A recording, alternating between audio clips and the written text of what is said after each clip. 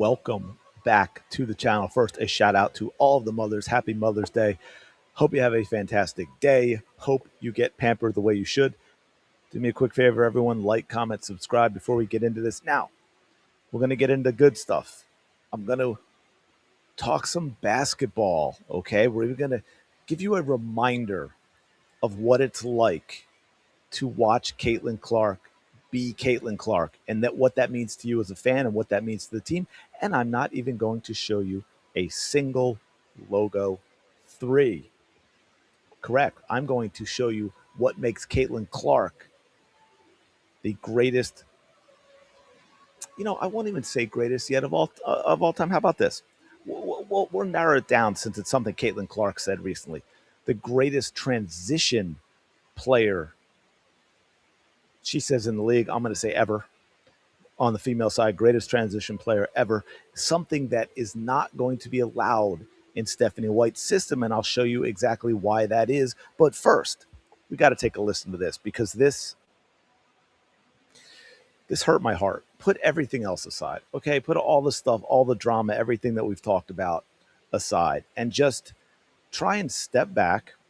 Forget about Slurp FC for a second. Forget about the old guard haters and everything like that, and everything Caitlin's been through, and all the stuff we talk about with in terms of them trying to diminish her.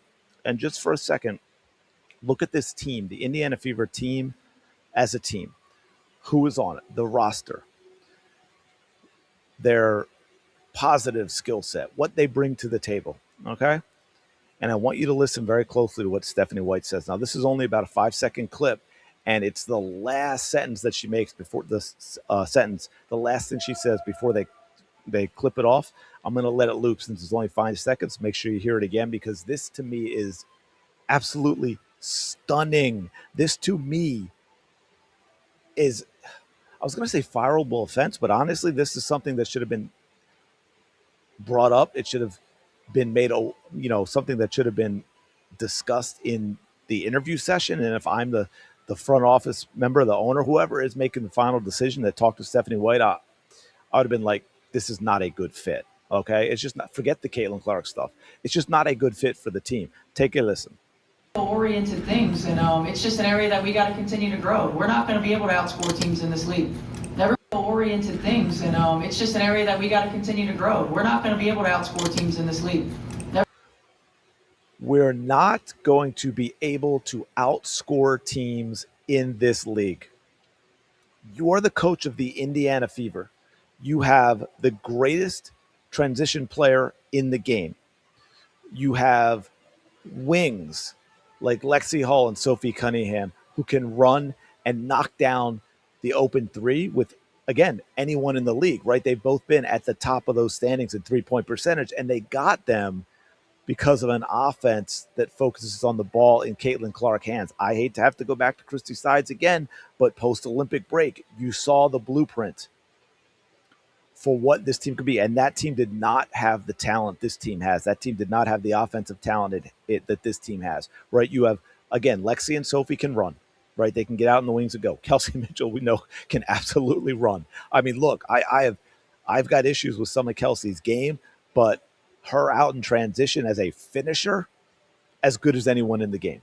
She has become one of those players where she actually helps the entire league's layup percentage, and she does it with a degree of difficulty. Okay, so you've got that. We know what Caitlin Clark brings to the table.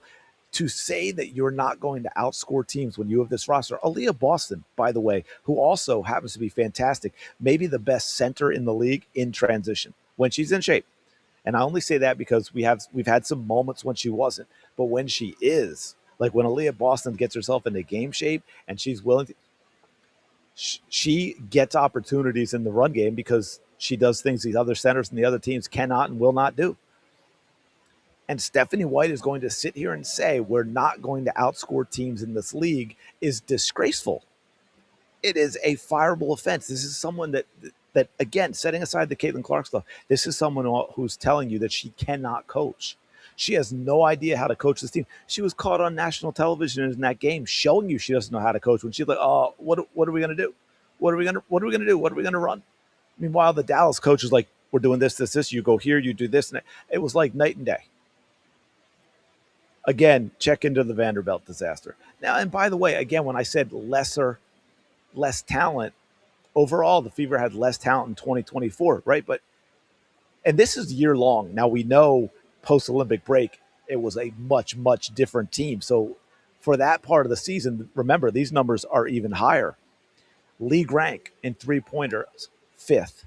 3-point attempts, fifth, but third in percentage. A lot of that has to do with Caitlin Clark making the threes that Kelsey and Lexi took be a lot easier in terms of degree of difficulty because they're much more wide open, right? Lexi Hall was what did she end up finishing? Second in the league in 3-point percentage? And I think that's where Sophie finished as well, if not first. Am I losing my mind? Am I just recalling it? But they were both top three, right? 2-point attempts or 2-pointers made, fifth. 2-point attempts, only seventh, but second in percentage. And again, that goes to how they play the game. By the way, third in the league in points scored. Third in the league in points scored. All right here, if you want to look, it's probably tiny on your screen. But that was an offense. And again, almost all of that damage was post-Olympic break when they gave the keys to Caitlin Clark. Now, we hear a lot about this off-the-ball stuff, and I've been kind of wanting to do a video on this by itself, but I'm going to bring it into here. And because I was reminded in that game yesterday where you had MHA, they got the ball, everybody's pushed up court. She had Caitlin right there to give it to her. Caitlin wanted the ball, and MHA takes it up. What does that eliminate? Your offense. Like, completely eliminates your offense. If you give that ball to Caitlin Clark right away, you have an opportunity for an easy bucket from anywhere on the court, right? I think we know that. It was given to MHA, who dribbles it up like Natasha Howard and stops, not far after half court, and now we're in trouble. The Indiana Fever's offense should have been getting all the wide open looks that the Dallas Wings offense got. Instead, you know what we had before I go to the film I want to show you? We had Sophie Cunningham and Lexi Hull taking 2 3-pointers combined, which, by the way, was equaled by Aaliyah Boston. So let's dig into this. This, by the way, just a reminder, and I'm not sure, I think all of this might be from 2024, from that time that we're talking about, but this is the greatest thing that Caitlin Clark brings to a basketball game, and it is what Stephanie White eliminates by wanting to take the ball out of her hands, right? I mean, this is a masterclass, folks, and hopefully you can see this all. We don't have a problem. Oh, look, we learned. I'm going to give her the ball, and are you kidding me with some of this stuff? I'm not going to stop and rewind and stuff. I'm going to kind of let you enjoy it and talk through it. That's an insane pass. We know who that was finishing, right? Yeah, we know who that was in 2024. Again, from anywhere on the court, there's the big finish from Kelsey. Anywhere. She grabs her own rebound. Everybody's running. Look, Aaliyah Boston is ahead of her, folks. This is Indiana Fever basketball. This is how you win games. This is how you beat teams. Yes, you outscore them. Does that mean they can't tighten up their defense that was a disaster against the Wings? Of course not. But they only have to be an average, maybe even a little below average defense if they allow the team to do this. If Stephanie White gets her ego in check, gets out of the way, steps back from the old guard BS and says, hey, you know what? I really want to win games. And in order to do that, I'm going to utilize the talents that I have on this roster to the best of their ability, maximize the skill set, put them in positions that maximizes those skills, that allows them to use them, and go win basketball games. This is insane watching all of this. No one plays like this, folks. There's not a player and there's the wide open three, and that's from transition. She gets it, they go, boom, Kelsey's got a bucket. Easy bucket.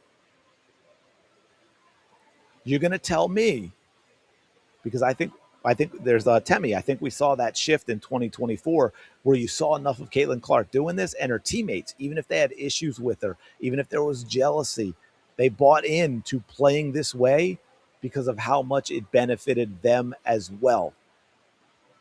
Absolutely insane basketball from Caitlin Clark. That is what she brings to the table. That is the type of thing that Stephanie White wants to eliminate. Because I promise you, guess what? It's very simple. Let's see if everyone can understand this. If you are putting Caitlin Clark off the ball, so you are having someone else bring it up the court, what does that mean? That means every single thing you just saw does not happen. None of it happens because you're like, no, we're going to have someone else bring it up because pressure. And oh, by the way, we can't outscore teams in this league anyway. Oh, hopefully you got at least something good out of this video because I know it's been tough lately with some of the stuff we've had to cover with the nonsense with White and the injuries and all of that. But just a quick reminder of what Caitlin can be without ever even shooting the basketball. And I promise you, people, now look, I think she's a scorer. I think she needs to shoot. There's all those things she does with the logo 3 that make the half court offense easier for everyone else. But I promise you this. If you just don't take the ball out of her hands and you allow them to run and you see this all the time, Caitlin Clark fans are sticking around because this is exciting basketball and they enjoy watching it, and it's winning basketball as well. Let me know your thoughts in the comments. As always, like, comment, subscribe. Happy Mother's Day. Go have the day you deserve. Shout out to the 19. I will talk to y'all later.